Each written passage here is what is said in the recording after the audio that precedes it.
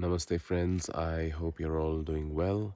And today I just wanted to take a few moments and talk about the notion of caste and Varna. And this is very important because today there's a lot of talk about caste system, the so-called infamous caste system in Hinduism. And to an extent, we as a Hindu society are responsible for this because we have not really looked into our own scriptures. We have we have been practicing the birth-based caste system as opposed to the merit-based Varna system that our Dharm Granths, the Vedas, the Bhagavad Gita seems to advocate.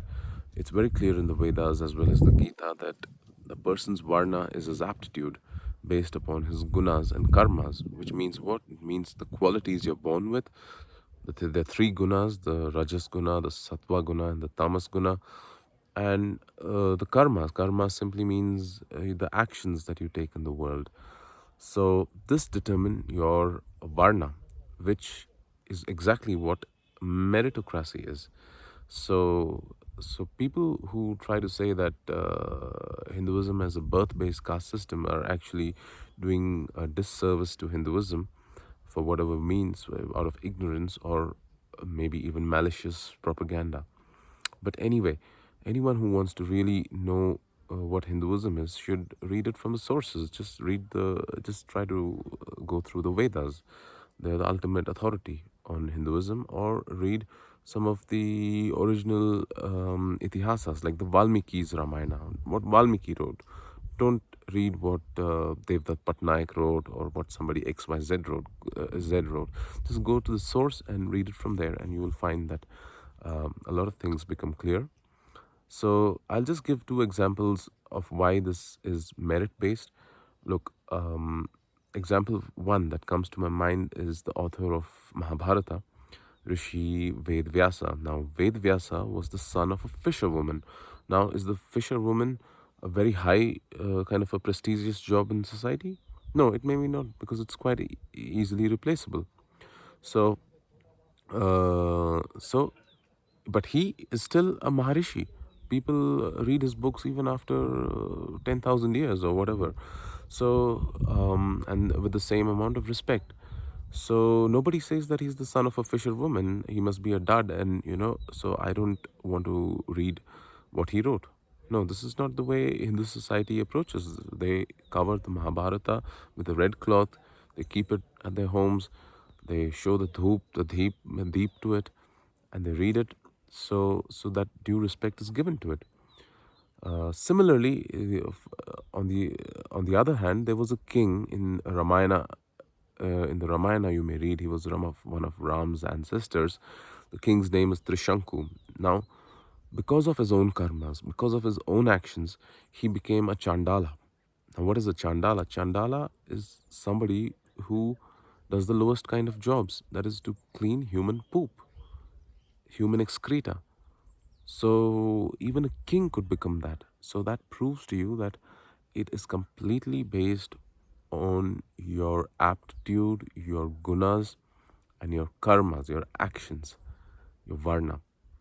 Now, how did varna become caste is a topic by itself, but to be very brief, I will just say that when the European powers came to India, you should realize that the European society, the caste is a Portuguese word, and it used to describe the European social class structures of the aristocracy, the Pope and the cardinals.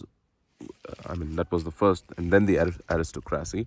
Then the third one was the merchants, and the fourth was the peasants. And this was very rigid. It was hierarchical, it was hereditary, and it was endogamous. Today, I mean, even if you look at the royal family of, let's say, Britain today, what do you find? It's a hierarchical, it's hereditary, and it's endogamous. Somebody from the common street doesn't become the king or the queen of England. It's only the lineage of the royal family who becomes a king or a queen. and they marry within their own royal family, right? They don't marry commoners. So where is the caste system? So look no further than the royal family of the UK if you really want to understand what caste system is. Okay. Now when the European powers came over here, they imposed the caste system on the Varna system. And what does that mean? That means that they made it hierarchical, they made it hereditary, and they made it endogamous. And how did they do this? They did this by conducting censuses. Population censuses were conducted, in which people were given forms to fill, and they had to write. And the form had a heading called caste. Now, this was something alien to people back then. But if you didn't fill up these forms, then you probably would not get the government benefits. Similarly, even in the British Indian armies, the Brahmins and the Rajputs were encouraged to think of themselves as superior, right, compared to other people. And why was this encouraged by the British?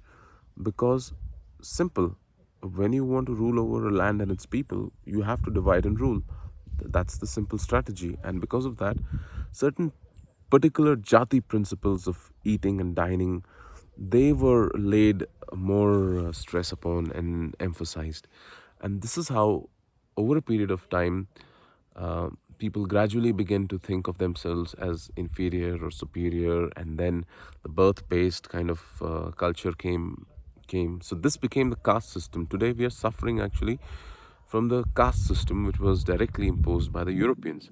So what is the solution to this? What is the solution to, if there's a nose, if there's a fly sitting on your nose, do you cut your nose off? No, you just shake the fly off. So the nose is the Varna system, the fly is the caste system. Just shake it off and you have your original Varna system, aptitude based meritocracy, in order. What is the problem for doing so? Right? So read your Dharma Granths, read the original Itihasas written. Let's say if you want to read the Ramayana, read it by Valmiki. If you want to read the Mahabharata, read what Ved Vyasa wrote. At least read that first, okay, and then you can read whatever XYZ wrote. So go to the root sources, right? The authentic sources, and read them, become aware of them, so that uh, you can know the truth. Otherwise, if you don't do these steps, if you don't take these steps of putting in some effort and time to read the original sources, your ignorance will be used against you. Your ignorance will be used against you in a way that it will be weaponized against you. So you don't know what Varna is. So okay, some external force will come and tell you what caste is, and then you will be cut off from your own traditions. You will be cut off from your own culture, and made to think that it's some kind of crap that we have come from, whereas it's not the case at all. So thank you very much. I will see you in the next podcast. By the way, I have a challenge for people who think otherwise, and say that Varna is discriminatory. It's the four classes of people, right? That the Varna talks about. Sri Krishna says in the Gita that I have created four varieties of individuals: the intellectuals, the warriors, the traders, and the laborers. Now, every human society is made up of these four divisions of labor. And my dear friends, if there is someone who thinks otherwise, please let me know in the comments that is there any society anywhere in the world which doesn't have these divisions of labor? If there is, please let me know in the comments. Thank you. I'll see you again. Bye.